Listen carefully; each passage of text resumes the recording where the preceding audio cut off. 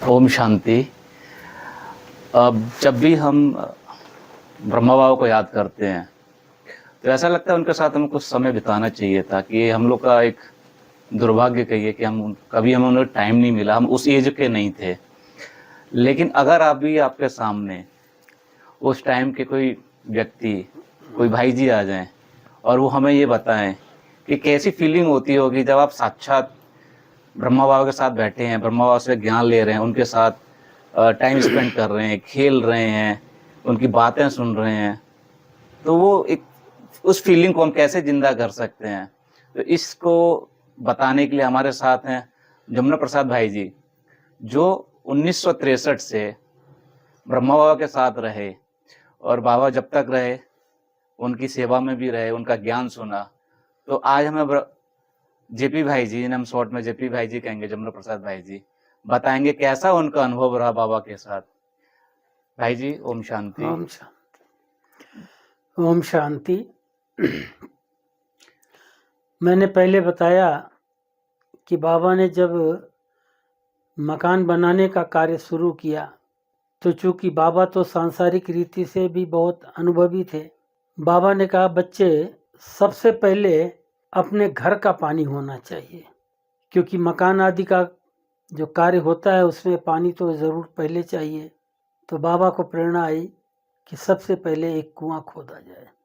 तो मेरे आने के पहले बाबा ने कुएं का कार्य चालू करा दिया था, और जो कोई थोड़ा जानकार थे तो उन्होंने कहा बाबा किसी वाटर डिवाइनर को बुलाया जाए जो ये बतलाएगा कि कहाँ पानी निकलेगा।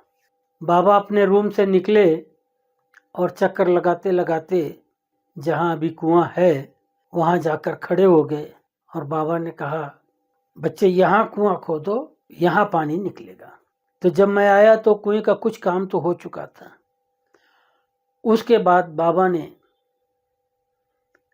वो सेवा मुझे दिया, कहा बच्चों तुमको ये सारा सेवा करनी है, करवानी है, क्योंकि यहाँ हिल स्टेशन में तो पत्थर के सिवाय और कुछ है नहीं। कहावत है ना, क्या पत्थर से पानी निकालना है या पत्थर के चने चबाना है। तो पत्थर तोड़ना ऐसे ही काम होता है। तो हमें तो वो सब कुछ मालूम नहीं था। बेशक हमने अपने गांव में अपना कुआं ज़रूर खुदवाया था, लेकिन वहाँ पत्थर क्या होता है वो हम नहीं जानते थे। यहाँ फिर मज़दूरों के सहयोग से और दूसरे अपने भाइयों के सहयोग से कुएं में ब्लास्टिंग करवाना, ड्रिल करवाना। वो कुआं लगभग 50 फुट गहरा खुदवाया, और पानी ज़मीन के हिसाब से तो नहीं निकलेगा, ये तो पहाड़ी इलाका है, लेकिन पानी उसमें आया और अभी भी उसका पानी यूज़ होता है। बेशक कुएं को अभी छत डाल के कवर कर दिया गया है, जो आप लोगों को देखने में नहीं आएगा। और उसी के पास में एक बोरवेल कराया गया है, जो दोनों का स्रोत एक ही है। तो अब ज़्यादा पानी उस बोरवेल से ही लिया जाता है। इस रीति से यहाँ 1, 2, 3, 4 कुएं हमने खुदवाए। एक पांडव भवन के मेन गेट के पास है, वो 70 फुट गहरा है। एक विज्ञान भवन के पैरेलल बिल्डिंग के पास है, वो बिल्डिंग बनने के पहले वो भी 50 फुट गहरा है। ये सारा कार्य बाबा ने एक तो साकार बाबा के होते किया, बाकी बाद में दीदी दादी की प्रेजेंसी में सारा कार्य हुआ है। बाबा हर रोज शाम को बैडमिंटन खेलते थे। बैडमिंटन में एक साइड में बाबा और उनके पीछे मैं और विश्वतन दादा होते थे, चौथा कोई नहीं। और एक साइड में सामने कोई बहनें होती थी, जैसे संदेशी बहन है, या बॉम्बे से कोई आ गई, नल्ली बहन के पिताजी होते थे काकू भाई। इस तरह से खास खास कोई बाबा के बच्चे, सरला बहन अहमदाबाद वाली, उनके 2 भाई आते थे। ऐसे कोई ना कोई बाबा के अनन्य बच्चे आते थे, बाबा बैडमिंटन खेलते थे। कभी कभी जब 2-4 ग्रुप यहाँ आ जाता था। तब बाबा टेनिस कोर्ट में, जहाँ अभी शांति स्तंभ बना हुआ है, बाबा की यादगार समाधि जिसको हम शांति स्तंभ कहते हैं, यहाँ पर बाबा क्रिकेट खेलते थे बच्चों के साथ, बच्चों को बहलाने के लिए। भाई जी अभी हम 2023 में बैठे हैं और अभी मैं देख रहा हूँ यहाँ पे बहुत सारे कंस्ट्रक्शन हो चुकी हैं, अलग अलग बिल्डिंग्स बन चुकी हैं, अलग अलग भवन के नाम दे दिए गए हैं। तो अगर मैं इसको रिवर्स करूँ 1963 में ले जाऊं, बाबा 1969 तक हमारे साथ थे, तो आप कैसा बताएंगे कहाँ पर क्या अभी बाबा का मैंने बतलाया है कि क्रिकेट तो हम वहाँ खेलते थे जहाँ अभी शांति स्तंभ है। कैरम बोर्ड अपने रूम में बाबा खेलते थे और बैडमिंटन जो है बाबा के का रूम और बाबा का बगीचा, जो बगीचे में बाबा की झोपड़ी बनी है, ये दोनों के बीच में एक करीब 20-22 फुट चौड़ा पैसेज है, अभी भी है, जिससे बैक गेट की तरफ या किचन की तरफ जाते हैं। यहाँ पर जहाँ आप देखेंगे एक आम का पेड़ भी बहुत बड़ा है, ये आम का पेड़ भी साकार ब्रह्मा बाबा ने लगाया था। इसी जगह पर बाबा बैडमिंटन खेलते थे। ये कच्ची जमीन होती थी और ये झोपड़ी जो है पहले कच्ची झोपड़ी अर्थात घास फूस की होती थी। बाबा हर रोज इस झोपड़ी में 2 घंटा आकर बैठते थे। बाबा की दिनचर्या ऐसी होती थी, बाबा मुरली चलाकर क्लास से आते थे, अपने रूम में बैठ जाते थे, बाबा चैम्बर करते थे, कोई न कोई हंसी की बात कर ली या फिर बाबा कहते बच्चे आज की मुरली आपको कैसी लगी, कोई न कोई टॉपिक पर बाबा 5-10 मिनट बात करते थे।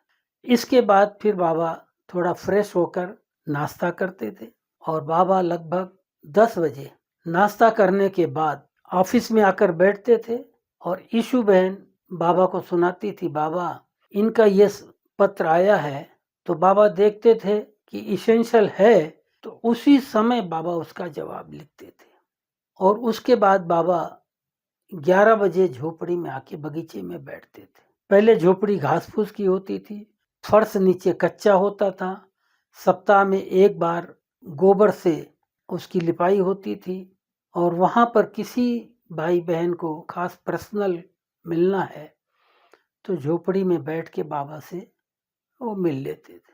उसके बाद 11 सवा 11 बजे ईशु बहन सारी पोस्ट लेके आती थी। पोस्ट बाबा सबकी सुनते थे, जवाब वो लिखते थे तो नेक्स्ट डे सारे सब सेवा केंद्रों पर जितना बाबा लेटर लिखते थे वो सब यहाँ से बाई पोस्ट जाती थी। ये तो हुई बाबा की दिनचर्या। बाकी बाबा बीच में टाइम निकाल करके दिन में 1:30 बजे 2 बजे कभी भोजन के बाद 3 साढ़े 3 के करीब बाहर आते थे। ऐसे तो बाबा टाइम टू टाइम आते ही रहते थे। जो मकान आदि का कारोबार चलता था कंस्ट्रक्शन का, उस साइड भी बाबा एक बार तो रोजाना जरूर देखते थे। भाई जी अभी हम देख रहे हैं पांडवन में बैठे हैं, भी सब कुछ पक्का है और हम बात कर रहे हैं आपके 1963 की जब आप आए थे तब कुछ कच्चा था, तो अभी आपको अच्छा लगता है या उस टाइम की यादें आपको बहुत अच्छी लगती हैं या बाबा के साथ ऐसा लगता हो कि मैं एक अच्छा जीवन जी रहा हूँ? ये समय जो है वो परिवर्तनशील होता है, दिनचर्या परिवर्तनशील होती है। जैसे सुबह से दिन, दिन से रात, रात से फिर सुबह होती है, ऐसे हर एक कार्य व्यवहार, हर एक संबंध संपर्क सब परिवर्तनशील होता है। हम कहें एक ही चीज एक ही बात एक जैसे संसार में चलेगी, ये हो नहीं सकता है। साकार मूल्यों में भी आपने सुना होगा कि बच्चे ये ब्रह्मा बाबा भी चला जाएगा लेकिन तुमको अपना सेवा केंद्र नहीं बंद करना है, ये बाबा की सेवा चलती रहेगी। तो आज हम यहाँ जो सेवा कर रहे हैं या कोई भी कर रहा है वो किसी की अपनी पर्सनल नहीं है। बेशक हमारे रग रग में बाप दादा समाया हुआ है, शिव बाबा समाया हुआ है, हर कार्य हम यही सोच के करते हैं कि ये बाबा का कार्य है, बाबा का यज्ञ है, हमें इसे अच्छी रीति करना है, जो सेवा बाबा ने दिया है वो करना है। जब मैं आया था कहने को तो तीसरा दिन हुआ, मुझे मम्मा ने बुलाया, मुझे कहा आप सिंधी सीखो। मैं सच्ची बताऊं, मुझे उर्दू से नफरत थी। मैं राज विद्या में भी उर्दू की जगह संस्कृत लिया था सब्जेक्ट, लेकिन अभी मुझे आए 2 दिन हुआ था, मैं मम्मा को कुछ बोल नहीं सकता था। मैंने हाँ जी कर दिया। मम्मा ने कहा एक भाई है, वो भाई के पास जाओ, वो आपको अलिफ बे लिख कर देगा और अभ्यास करो। दूसरे दिन मुझे मालूम नहीं था कि मम्मा हमको यही मिलेगी फिर। तो मम्मा ने मुझे फिर बुलाया, कहा नोटबुक ले आओ। जैसे एक टीचर किसी को बैठ के पढ़ाता है, वो नोटबुक देखा, कहा बस इतना ही। फिर मम्मा जो कि ईशू बहन का लिखा हुआ नोट मम्मा पढ़ती थी, उसके बाद वो लिखा जाता था छापने के लिए। मम्मा ने उसी नोट्स में एक पैराग्राफ मुझे अक्षर मिला मिला के पढ़ाया, और उसी से मैं धीरे धीरे अभ्यास करता गया और मैं सीख लिया सिंधी पढ़ना। तो हमको ये सिंधी मुरली छापना या कभी उसकी लाइन कोई मैच करना, कुछ करना, उसमें ये हमें शुरू से लेके आज तक सिंधी काम आती है। भाई जी, आपने 1960 में आप यहाँ आए और बाबा ने अपना देह त्याग 69 में किया। तो जो यहाँ पे दादी थी, आप थे, तो उस टाइम जब बाबा ने हमारा साथ छोड़ा तो कैसी एक अजीब सी फीलिंग रही होगी उस टाइम? अब उस समय का तो ऐसा है कि बाबा की 2-3 दिन पहले से तबीयत ठीक नहीं थी, और बाबा रात को ऑफिस में बैठे थे। भोजन क्या किया था वो तो मुझे नहीं मालूम है, लेकिन कुछ बहुत लाइट लेके आए होंगे। बाबा का भोजन होता भी बहुत थोड़ा लाइट था।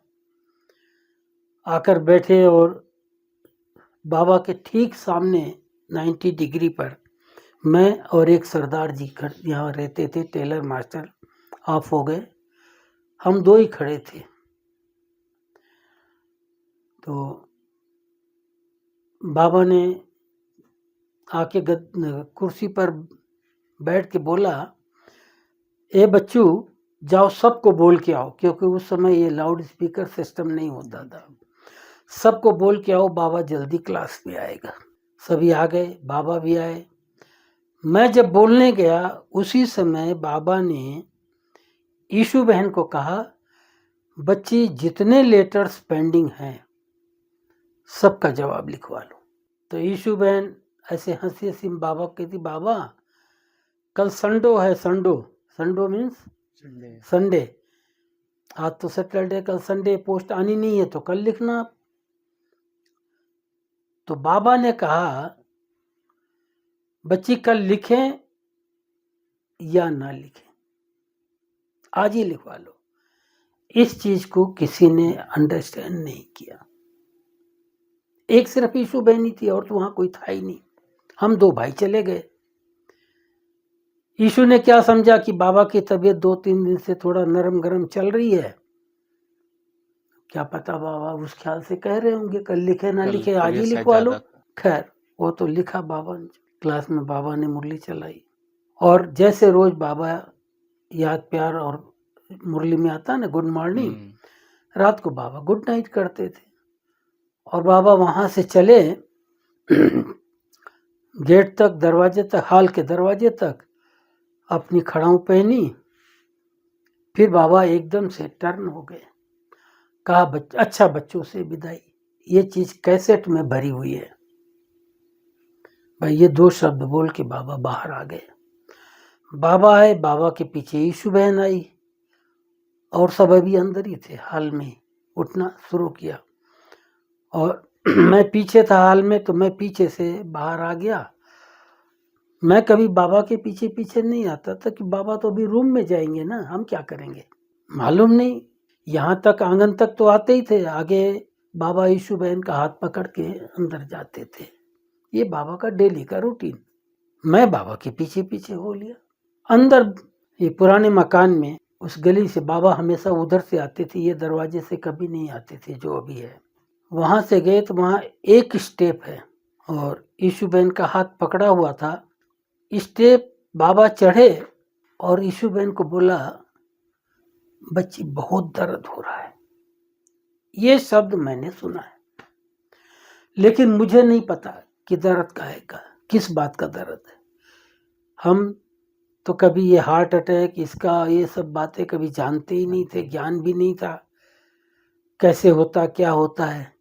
लेकिन ये बाबा को अटैक पड़ा, हाल में ही पड़ा, कहाँ पड़ा, जो बाबा मुरली पूरी करके आ गए, रुके नहीं।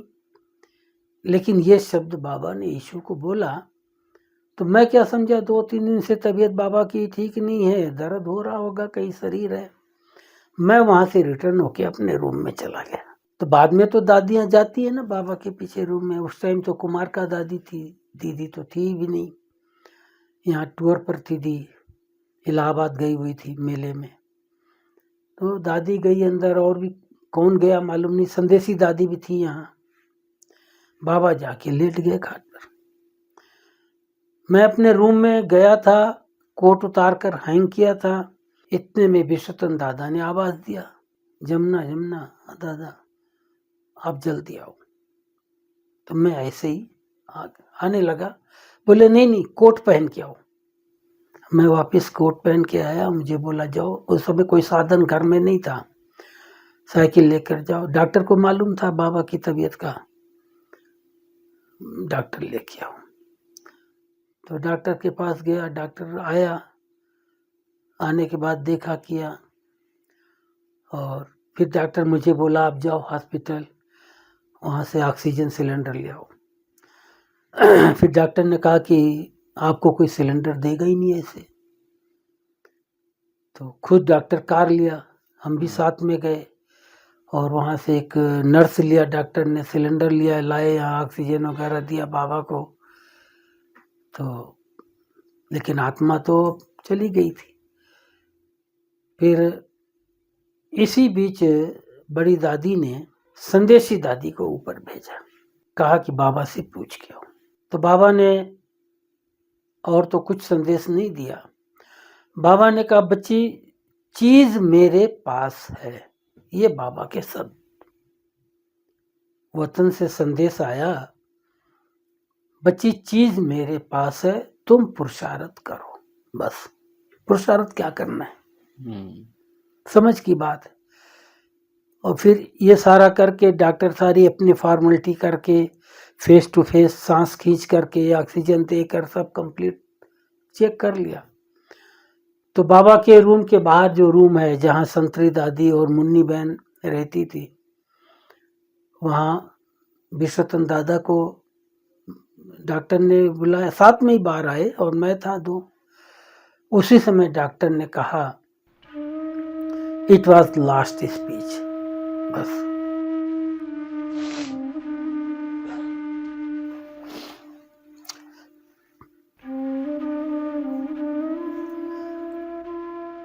ये मतलब डॉक्टर के आखिरी बोल थे। आपने बोला तो उस समय कोई क्या सोचेगा, किसकी कोई बुद्धि चलती नहीं, अभी करें क्या, क्या सोचना है, क्या करना है। फिर तो ये सभी लग गए सब तरफ। मैं क्योंकि टेलीफोन वगैरह तो उस समय बहुत पुअर सर्विस थी, समझा, और एक ही टेलीफोन होता था, लैंडलाइन का स्टडी सिस्टम होता नहीं था। सब जगह टेलीग्राम करना, रात भर टेलीग्राम गया।